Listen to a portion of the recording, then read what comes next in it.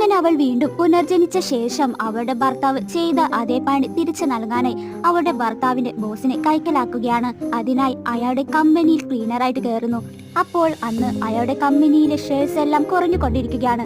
അത് എങ്ങനെയെങ്കിലും ഒരു പരിധി കൂടുതൽ എത്തിക്കാനായി ജോലിക്കാർ ശ്രമിക്കുമ്പോൾ അവൾ അതിനിടയിൽ കയറുകയും ഞാനൊന്ന് നോക്കാമെന്ന് പറയുന്നു. എന്നാൽ ജോലിക്കാർ ഒരു ക്ലീനറായി നിനക്ക് എന്ത് ചെയ്യാൻ പറ്റും എന്ന് പറഞ്ഞ് അപമാനിക്കുന്നു.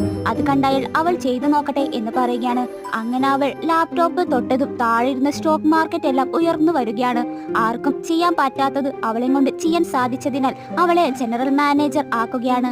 ഇവിടെ ഇവർ ആ കൊച്ചുകുട്ടിയെ കൂട്ടി അവളുടെ പേരിലുള്ള സ്വത്തുക്കൾ കൈക്കലാക്കാൻ വേണ്ടി വക്കീലിനെ കാണുകയാണ്. എന്നാൽ ആ കൊച്ചിന്റെ പേരിലുള്ള ക്യാഷ് മുഴുവൻ എടുക്കണമെങ്കിൽ അവൾ പ്രായപൂർത്തിയായി കഴിഞ്ഞാൽ മാത്രമാണെന്ന് വക്കീൽ പറയുന്നു. എന്നാൽ അവർക്ക് ഇപ്പോൾ തന്നെ ആ പണം വേണം, അല്ലെങ്കിൽ ആ വക്കീലിനെതിരെ കേസ് കൊടുക്കുമെന്ന് പറയുമ്പോൾ അവിടേക്ക് അവളുടെ അമ്മ എത്തുകയാണ്. വീഡിയോ ഇഷ്ടപ്പെട്ടെങ്കിൽ ലൈക്ക് ചെയ്ത് നെക്സ്റ്റ് പാർട്ട് വേണമെങ്കിൽ ഒന്ന് കമന്റ് ചെയ്യുക.